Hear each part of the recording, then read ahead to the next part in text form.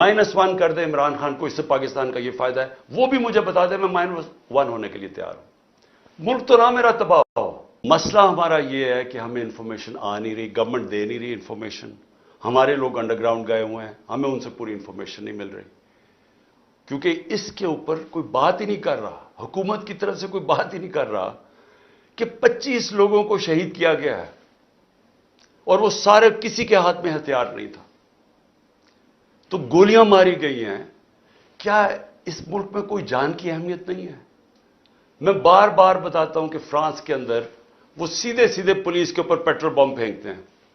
एक आदमी को गोली मारी है किसी ने, क्योंकि अपने शहरियों को गोली मारने की इजाजत नहीं जब वो एहतजाज कर रहे हों। ये एक जमहूरियत के अंदर हक होता है। हमारे लोगों को इन्होंने पकड़ा जी, जियो फेंसिंग करके हमने पकड़ लिया, तहरीक इंसाफ के कारकुन फलान जगह पे थे।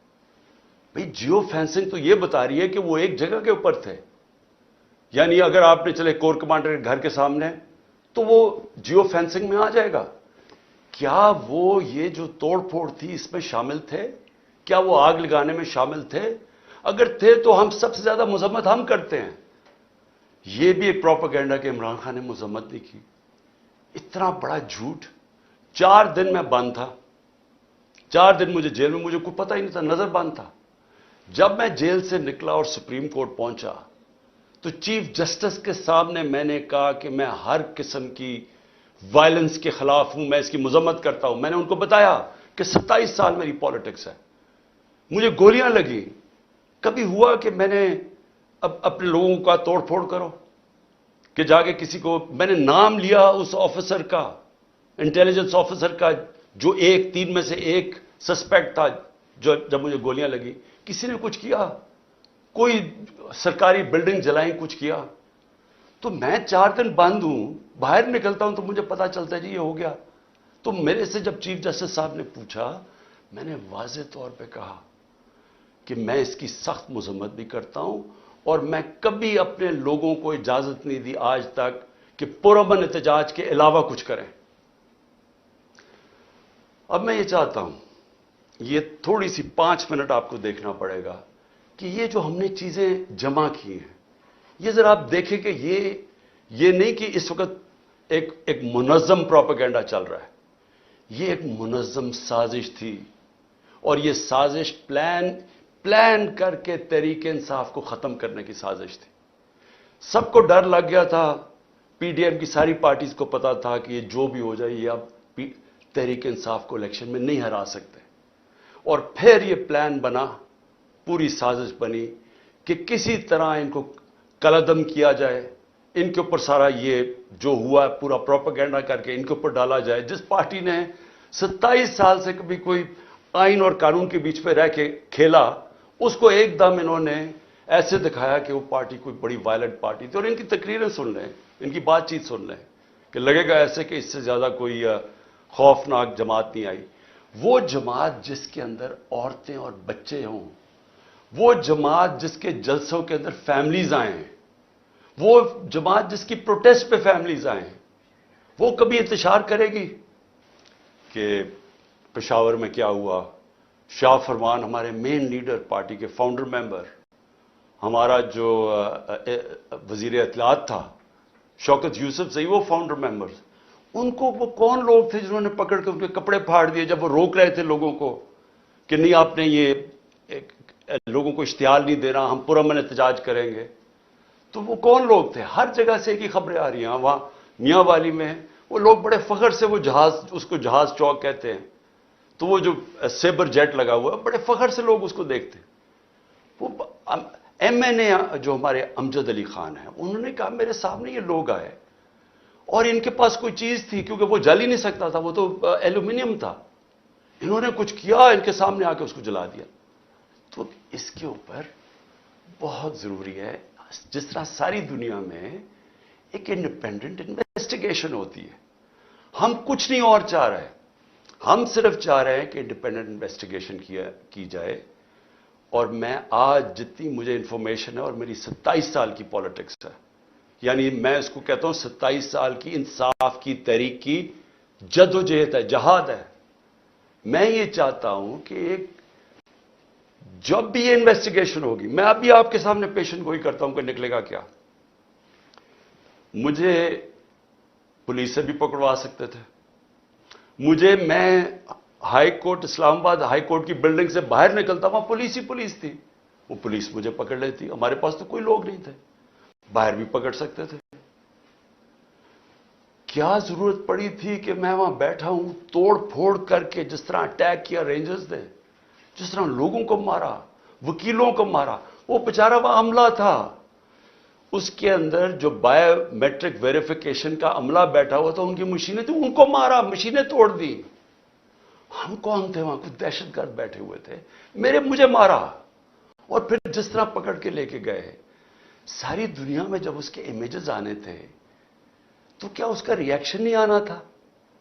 لیکن ریاکشن شاہ محمود قریشی کہہ رہا ہے کہ پرامن احتجاج. اسد عمر جو ہمارے سیکرٹری جنرل ہے وہ کہہ رہے ہیں پرامن. یاسمین راشد کہہ رہی ہیں، اور وہ ادھر شاہ فرمان، ساری جگہ سے لیڈرشپ کہہ رہی ہے پرامن احتجاج. مجھے جیل میں ڈال دیتے ہیں، مجھے پتہ نہیں چلتا کیا ہوتا ہے. تو کیا یہ جن لوگوں نے یہ پلان کر کے، ریڈیو پاکستان کی بلڈنگ کیسے جل گئی؟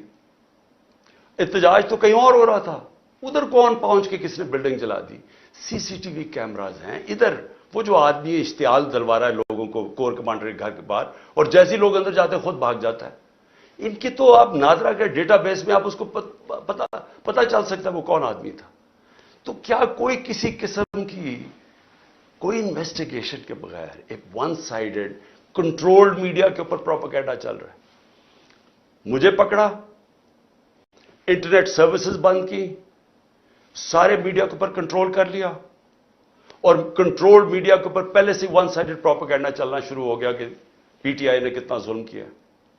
موقع ہی نہیں دیا ہمیں اپنا موقع پیش کرنے کے لیے، سب کو پکڑ کے جیلوں میں ڈال دیا. میں اکیلا جو سپریم کورٹ کے بعد جب مجھے رہا ہوتا ہوں، پہلے مجھے 3 گھنٹے اسلام آباد ہائی کورٹ کے اندر بند کر دیتے ہیں کہ جی راستہ ہی نہیں صاف. اگر وہ رات کے 11 بجے میں وہاں سے نکلتا ہوں، حالانکہ فیصلہ 6 بجے آ گیا تھا، میں بیٹھا ہوا وہاں. اس کے بعد ہمارے لوگوں کو ہر کسی کو پکڑ لیتے ہیں. میں یہ سوال پوچھتا ہوں کہ کس دنیا میں ایسے ہوتا ہے کہ ساری سینئر لیڈرشپ کو پکڑ لیا؟ وہ بھی جو لوگ کہہ رہے تھے کہ پرامن احتجاج ہونا چاہیے، ان کو بھی پکڑ لیا. وہ لوگ جنہوں نے ہمیشہ بات کی کہ ہم پی ٹی آئی آئین اور قانون کے بیچ میں رہنا چاہتے ہیں، سارے آج جیل میں ہیں. ساری سینئر لیڈرشپ جیل میں، یہ چھپی ہوئی ہے. اور پھر کارکنوں کو پکڑ لیا. لیکن کارکنوں کو نہیں صرف پکڑا، جو بھی سپورٹرز تھے ان کو پکڑ لیا. یعنی یہ انتہا تھی کہ پچھلی اتوار کو ہم نے تحریک انصاف نے ایک کال دی کہ پاکستان کو بچاؤ، آئین کو بچاؤ، پاکستان بچاؤ. اس کے اوپر لوگ اپنے پلے کارڈز پکڑ کے آئین بچاؤ پاکستان بچاؤ کھڑے ہیں. ان میں سے لوگوں کو پکڑ کے لے گئے. کبھی عورتوں سے، میں یہ بار بار کہتا ہوں، کبھی عورتوں سے یہ ظلم نہیں کیا جو ہم نے اس باری دیکھا کہ یعنی پلان کر کے عورتوں کو ذلیل کرنا. پرامن احتجاج، آئین ہمیں حق دیتا ہے، ہم کہیں بھی احتجاج کر سکتے ہیں. آئین نے یہ نہیں کہا کہ آپ ادھر احتجاج کر سکتے ہیں، ادھر نہیں کر سکتے. کہیں بھی پاکستان کے اندر ہم احتجاج کر سکتے ہیں اگر ہم سمجھیں کہ کوئی ناانصافی اور ظلم ہو رہا ہے. یہ ہمارا حق ہے، یہ آئین ہمیں حق دیتا ہے. یہ کہہ رہے ہیں جی کہ جو بھی پی ٹی آئی کا وہ آئین بچاؤ ملک بچاؤ پہ کھڑے ہوئے ہیں، ان کو بھی پکڑ کے جیلوں میں ڈال دیا. ورکرز کو کیا کہہ رہی تھی؟ جیو فینسنگ ہم نے کی. وہ لوگ وہاں کھڑے ہوئے تھے. لوگ اگر پرامن احتجاج کر رہے ہیں تو وہ کون سا قانون توڑ رہے ہیں؟ اس پہ پکڑ کے لوگوں کو اندر ڈال دیا. لوگ نکلتے ہیں، جیل میں سے نکلتے ہیں، عدالت جاتے ہیں، بیل ملتی ہے، پولیس کھڑی ہوتی ہے، پھر جیلوں میں ڈال دیتی ہے. دیکھیں، یہ کوئی اس لیے نہیں ہو رہا کہ پی ٹی آئی نے کوئی غلطیاں کی ہیں یا کوئی ظلم کیا. اور میں یہ واضح کر دوں، کسی پی ٹی آئی کا کارکن کوئی جلا رہا ہے، کچھ قانون توڑ رہا ہے، گاڑیاں توڑ رہا ہے، اگر اس کی تصویر آتی ہے ہمیں بتائیں، ہم اس کو کہیں گے کہ جا کے اپنے آپ کو عدالت کے سامنے پیش کرو، ہم کہیں گے ان کو جیلوں میں ڈالو، سزائیں دو. لیکن یہ تو ہوتا ہی نہیں ہے کہ ون سائیڈڈ ایک پوری کیمپین چل رہی ہے جو پی ٹی آئی کا. اور اچھا اس میں کیا انہوں نے غلطی کی کہ آئین بچاؤ پاکستان بچاؤ، وہ کھڑے ہیں دروازوں کے باہر، وہ جو ایک لمس کا پروفیسر ہے اس کے دیکھیے حال، ٹانگ توڑ دی، بازو توڑ دیا، وہ یہ کھڑا ہوا فیملی کے ساتھ، آئین بچاؤ پاکستان بچاؤ. یہ کون سا اس نے ملک کا قانون توڑا تھا؟ تو اس وقت کوئی ملک کے اندر قانون نہیں کام کر رہا، ہمیں صرف امید عدلیہ سے ہے. اور عدلیہ کے اوپر اتنا پریشر ڈالا ہوا ہے انہوں نے، ججز کے اوپر جو پریشر ڈالا ہوا ہے کہ کسی طرح ہمیں ریلیف نہ ملے. دیکھیں ہوگا کیا، ذرا آگے کا میں اب سوچتا ہوں نا، میں ایز اے پاکستانی سوچتا ہوں. اگر تو مجھے کوئی یہ بتا دے، ہماری یہ پی ڈی ایم کی ساری جماعتیں بتا دیں، ہماری اسٹیبلشمنٹ بتا دیں مجھے کہ جی ہمیں یہ بتائیں کہ اگر اب آپ نے ہمارے جو 2 الیکشنز جو ہونے چاہیے تھے 14 مئی کو، ایک پنجاب کا اور اس کے بعد پختونخوا کا، پاکستان کا آئین توڑا گیا ہے، آئین ٹوٹ گیا پاکستان کا، انہوں نے الیکشن نہیں کروایا، یہ کیئر ٹیکر گورنمنٹ اب غیر قانونی بن چکی ہیں، ان کے سارے آرڈرز انلیگل ہیں. تو غیر آئینی تو ہو گیا کام، نظریہ ضرورت پہ تو چل رہا ہے پاکستان، اب آئین سے تو ہٹ چکا ہے. تو مجھے یہ بتا دیں کہ یہ ہمیں کہہ رہے تھے کہ جسٹس صاحب نے کہا کہ نیگوشیٹ کرو ان سے، ہم نے بات چیت شروع کی. وہ کہہ رہے جی جب الیکشن ہوں گے، سپٹمبر کے اندر الیکشن ہوں گے. تو ہم نے کہا کہ آپ نے سپٹمبر میں کروانا ہے، اکتوبر میں کروانا ہے، وہ آپ کا رائٹ ہے، فیڈرل گورنمنٹ میں آپ ہیں. لیکن ہمارا رائٹ تھا پروونسز میں، نہیں پروونسز میں بھی ہم نے کروانے. اب میں یہ پوچھنا چاہتا ہوں ان سے ہم نیگوشیٹ کیا کریں؟ کیونکہ یہ نیگوشیٹ کرنا ہی نہیں چاہتے، کیونکہ یہ چاہتے ہی نہیں تحریک انصاف کے خلاف الیکشن لڑا جائے. ان کو پتہ ہے الیکشنز میں انہوں نے ہار جانا ہے. سو یہ جو سارا سازش ہو رہی ہے، یہ ہو ہی ایک وجہ سے رہی ہے کہ تحریک انصاف الیکشن لڑنے کے قابل ہی نہ رہے. اور پھر یہ اپنی طرح جب یہ سمجھے کہ پی ٹی آئی اب بالکل دب چکی ہے، تب یہ الیکشن کروا کے جیت جائے اور پھر واپس آ جائے. تو اسٹیبلشمنٹ سے بھی میں پوچھتا ہوں کہ اس سے ملک کو کیا فائدہ ہے؟ چلے میں مان گیا پی ڈی ایم آگی، وہ تو ابھی بھی بیٹھی ہوئی ہے، لیکن پاکستان کو اس کا کیا فائدہ ہے؟ کیا اکتوبر میں ہماری اکانومی بہتر ہو جائے گی، مہنگائی کم ہو جائے گی؟ میں سمجھنے کی کوشش کر رہا ہوں کہ کیا چینج آئے گا، کیونکہ پاکستان تو ایسے کر کے نیچے جا رہا ہے، سب کے سامنے پاکستان کے حالات ہیں. تو پاکستان کو اس کا کیا فائدہ ہے؟ آپ مجھے یہی بتا دیں کہ پاکستان کو اس کا اکتوبر میں الیکشن کا کیا فائدہ ہے. مجھے یہ بتا دیں کہ اچھا -1 کر دیں عمران خان کو، اس سے پاکستان کا یہ فائدہ ہے، وہ بھی مجھے بتا دیں، میں -1 ہونے کے لیے تیار ہوں. ملک تو نہ میرا تباہ ہو. لیکن یہ جو چیزیں ہیں یہ تو ہم وہ کہتے ہیں نا، ہم ادھر جا رہے ہیں beyond the point of no return, ادھر سے واپسی کوئی نہیں ہے. جب ایک ملک کا آئین ٹوٹ جاتا ہے، جب ملک کے سپریم کورٹ کے فیصلے نہیں مانے جاتے، جب ہائی کورٹ فیصلہ کرتا ہے کہ جی عمران ریاض کو یا پروڈیوس کرو اور اس کو نہیں دیا جاتا، اس کو سامنے عدالت کے نہیں لے کے آتے، جب 7,500 تحریک انصاف کے کارکنوں کو جیلوں میں ڈالا ہوا ہے، وہ زیادہ تر تو ابھی تک عدالتوں میں نہیں آئے، جب وہ آتے ہیں پکڑ کے پھر سے لے جاتے ہیں، کس قانون کے تحت؟ تو یہ قانون تو ختم ہو گیا پاکستان میں، یہ تو اب جنرل قانون ہے. تو ادارے بھی کرش کر دیے، سپریم کورٹ کے اوپر پریشر ڈال دیا، اس کے فیصلے نہیں مانتے. 14 مئی گزر گئی، الیکشن نہیں ہوا.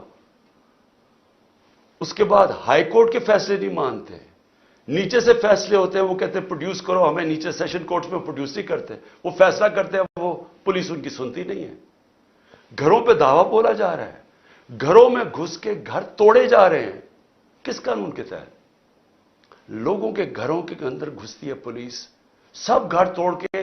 اچھا اگر وہ جس کو لینے جائے اگر وہ نہیں ہے تو اس کے رشتہ داروں کو پکڑ لیتے ہیں، عورتوں کو پکڑ کے لے جاتے ہیں. یہ کس قانون کے تحت ہو رہا ہے؟ اور یہ ہم کس طرف جا رہے ہیں؟ تو یہ ایک پارٹی کو ختم کرنے کے لیے ہم سارے اپنے ملک کو تباہ کر رہے ہیں. کیونکہ قانون، رول آف لا جب ایک ملک میں ختم ہوتا ہے وہ ملک تباہ ہو جاتا ہے. اس کو بنانا ریپبلک کہتے ہیں. اس سے کیا ہو رہا ہے کہ ہمارے ملک کا پیسہ آج ملک کو چھوڑ چھوڑ کے باہر جا رہا ہے. ہمارے پروفیشنلز 9 لاکھ پروفیشنل ملک چھوڑ کے چلے گئے ہیں. شوکت خانم میں تقریباً 10% کنسلٹنٹس. یاد رکھیں ہسپتال، کینسر ہسپتال کے لیے بڑا مشکل ہوتا ہے کیونکہ اسپیشلسٹ ڈاکٹرز ہوتے ہیں. 10% کہہ رہے ہیں، 5% چھوڑ کے چلے گئے، 5% تیار ہیں چھوڑنے کے لیے. کیونکہ لوگ امید ختم ہو گئی ہے لوگوں کو ملک سے. بیرون ملک پاکستانی کیوں شور مچا رہے ہیں؟ وہ دیکھ رہے ہیں ملک تباہی کی طرف جا رہا ہے. تو میں آج اپیل کرتا ہوں ہر وہ لوگ جو اس وقت پاور میں بیٹھے ہیں کہ دیکھیں اس وقت یہ ملک آپ نے سنبھالنا ہے. یہ آپ کا بھی پاکستان ہے. فائدہ صرف اگر یہ نیچے بھی چلا جائے گا تو صرف ان کو ہوگا جن کا سارا کچھ باہر پڑا ہوا ہے، جن کے اربوں ڈالر باہر پڑے ہوئے ہیں. ان کو کوئی، یہ پی ڈی ایم کے لوگوں کو کوئی فرق نہیں پڑ رہا. نہ زرداری کو کوئی فرق پڑ رہا ہے، نہ نواز شریف کو کوئی فرق پڑ رہا ہے. لیکن جنہوں نے جینا مرنا اس ملک میں ہے وہ تو سامنے تباہی دیکھ رہے ہیں. مجھے کہہ جی کہ عمران صاحب آپ کو اگر ملک سے باہر جانے کی کہا جائے تو آپ چلے جائیں گے. میں کیوں باہر جاؤں گا؟ میری کون سی باہر پراپرٹی رہے گا؟ میں تو سب کچھ بیچ کے اپنے ملک میں لے آیا ہوں. یہ میرا تو گھر ہے، یہ میرا. میں کیوں کہیں باہر جاؤں گا؟ میں ان دونوں کی طرح جب مشکل آتی ہے تو دم دبا کے باہر بھاگ جاتے ہیں کیونکہ پیسہ ہے، اربوں ڈالرز انہوں نے باہر رکھا ہوا ہے. تو میں نے تو یہی رہنا ہے. اور جنہوں نے یہی رہنا ہے، میں آج آپ سب کو اپیل کر رہا ہوں کہ ملک تباہی کی طرف جا رہا ہے. قانون جس ملک کا ختم ہوتا ہے، انصاف کا سسٹم ختم ہوتا ہے، جس ملک میں جنگل کا قانون آ جاتا ہے جو آ گیا ہے، جس ملک کے اندر آئین ختم ہو جاتا ہے، جس ملک کے اندر کمزور کے لیے کوئی سننے والا نہیں ہوتا اور طاقتور جو مرضی چاہے کر لیتا ہے، وہ ملک تباہ ہو جاتے ہیں. حضرت علی کا قول ہے کفر کا نظام چل جائے گا لیکن ظلم اور ناانصافی کا نظام نہیں چل سکتا. یہ نہیں چلنے لگا، یہ کوئی نہیں سنبھال سکے گا. تو ابھی بھی ایک ہی راستہ ہے. جو بھی میری بات سن رہے ہیں میری یاد رکھیں وہ پاکستانی ہے جس کو اللہ سب کچھ دے بیٹھا ہے، جس کو پرائم منسٹرشپ دیکھ لی ہے، اس سے زیادہ پیار عوام کا دیکھ لیا ہے. میں ان سب کو یہ کہہ رہا ہوں کہ صرف ایک راستہ باقی ہے، صاف اور شفاف الیکشنز کروائیں. وہ شروع ہوگی ہماری فائٹ بیک اس ملک کو اس دلدل سے نکالنے کے لیے. شکریہ.